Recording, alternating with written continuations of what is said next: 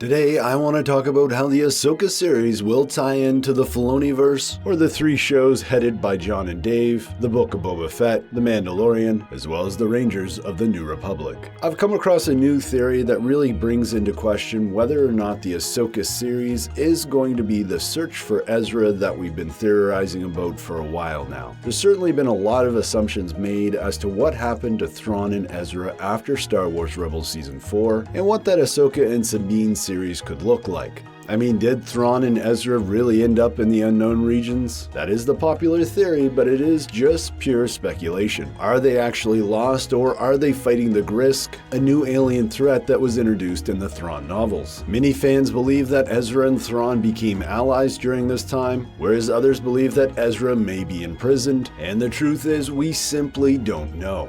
And really the only support for this whole search for Ezra storyline is about a year ago we got rumors that an animation Rebels sequel was coming. This all got started with Corey and Noah over at the Castle Run Transmissions YouTube channel, and there were quite a few other folks like Jordan Mason that stepped up and supported this claim. But with the big announcement from Disney back in December, we didn't get any sort of mention of a Star Wars Rebels sequel, and Corey and Noah in January told us that the Star Wars Rebels sequel or successor was actually going to become the Ahsoka Tano series. But that said, this time around, Corey and Noah's claim that the Ahsoka Tano series is going to be the search for Ezra, well, that really hasn't been supported by anybody in the Star Wars community. But that said, I'm not trying to imply that Corey and Noah are trying to mislead us. I think they just might be right from a certain point of view. And that is because I believe the Filoniverse has changed it all, at least when it comes to the story of Thrawn and Ezra and Sabine and Ahsoka after Star Wars Rebels. It just doesn't make sense that Ahsoka and Sabine would be traveling to the unknown regions and would still somehow have a story that ties into The Mandalorian, the Book of Boba Fett, and the Rangers of the New Republic. Likewise, it doesn't make sense that Morgan Elsbeth would know where Thrawn is if he was lost in the unknown regions and not active in the known Star Wars galaxy, and that Thrawn at the very least has been back in the known Star Wars galaxy, or at least back in the Outer Rim from wherever the Purrgil took Ezra and Thrawn. I mean, otherwise, how would Ahsoka know that Elsbeth was working for Thrawn now? Ahsoka says in The Mandalorian, Morgan Elsbeth, during the Clone Wars, her people were massacred. She survived and let her anger fuel an industry which helped build the Imperial Starfleet. She plundered worlds, destroying them in the process. And to me, this all says that she was an important part of the Imperial machine, and that she was working for the Emperor himself, which means at that time she wouldn't have been working for Thrawn. Not to mention, if she helped build the Imperial fleet, she was doing that way before Thrawn even became part of the Empire. So I could be completely wrong here, but it's really starting to seem like Thrawn came back to the known Star Wars galaxy after being lost in space with Ezra, and he was seeking out Imperial remnants. So after the Empire fell, Elsbeth and Thrawn must have reconnected, and certainly it would make a lot of sense that they are at least planning to rebuild an Imperial fleet of some sort. I mean, after all, Ahsoka Tano tells us that Morgan Elsbeth created the Imperial Starfleet, so it certainly makes sense that if Thrawn was making use of Elsbeth, that's exactly what he'd be working to do with her. But that said, there's a really interesting question here, and that is, where is Thrawn in all of this? Does he have a base in the Outer Rim? Well, Alex Damon of Star Wars Explained, better known for his Star Wars explanations, actually shared an amazing theory on where Thrawn is. And basically in his theorizing, Alex explains that Thrawn must be on Mandalore, the home planet of the Mandalorian people and the center of Mandalorian space. And to me, this just makes a ton of sense, because it could mean that the Ahsoka Tano series won't take her into the unknown regions, but will actually take her to Mandalore.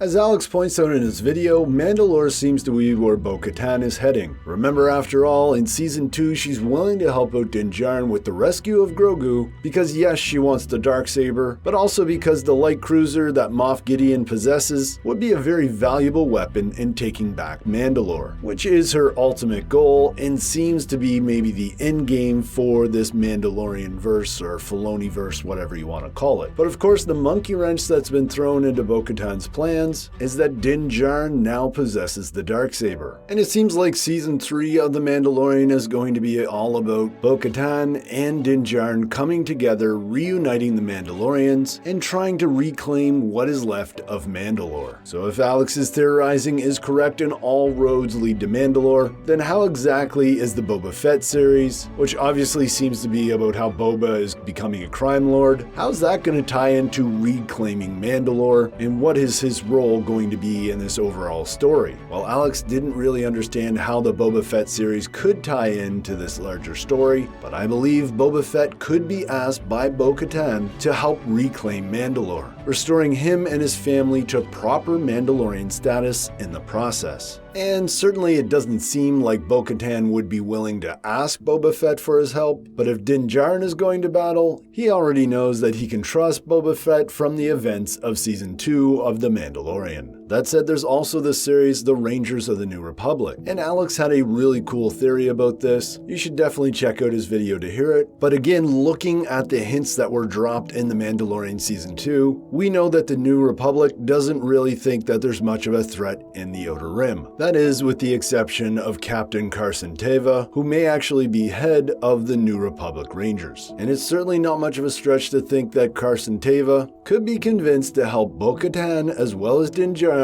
reclaim Mandalore and destroy the Imperial remnant in the Outer Rim once and for all. And this all finally brings us full circle back to the Ahsoka Tano series. If any of this theorizing is close to on point, then you can see why an Ahsoka Tano series with Sabine and Ahsoka traveling to the unknown regions, well, it just really doesn't tie into the rest of these shows. So then how does the Ahsoka Tano series connect with the epilogue of Star Wars Rebels? Well, as I mentioned before, the Kessel Run guys released the report stating that the Ahsoka Tano series was the search for Ezra. The Rebels epilogue could take place after the Ahsoka Tano series, after The Mandalorian Season 3, and after the climactic event of the Filoniverse. But what if during the Rebels epilogue, Sabine Wren and Ahsoka Tano, they're actually heading out to Mandalore because they know that's where Thrawn is, and they figure if they can capture him, he'll be able to lead them to Ezra Bridger. That certainly seems like a story that could tie more into the Filoniverse, the Mandoverse, these other shows run by Dave and John. And as I've already pointed out, the major characters in all these series could be headed to Mandalore with Ahsoka and Sabine, and from a certain point of view, that would make Corey and Noah's report that the Ahsoka Tano series is the search for Ezra, well, it'd make it true, because Sabine and Ezra, although they're headed to Mandalore to capture Thrawn, that would be all in an effort to track down Ezra Bridger. In fact, if Din Djarin, Bo-Katan, Boba Fett, the Rangers of the New Republic, as well as Ahsoka and Sabine, all converge on Mandalore, that sure would make for a climactic event that would be worthy of bringing all these great characters together and simultaneously finishing all those shows. But hey, Star Wars fans, I'm going to have even more to say about this in a couple days, so hit that subscribe button, as well as let me know what you think in the comments below. As always, I'm Mike.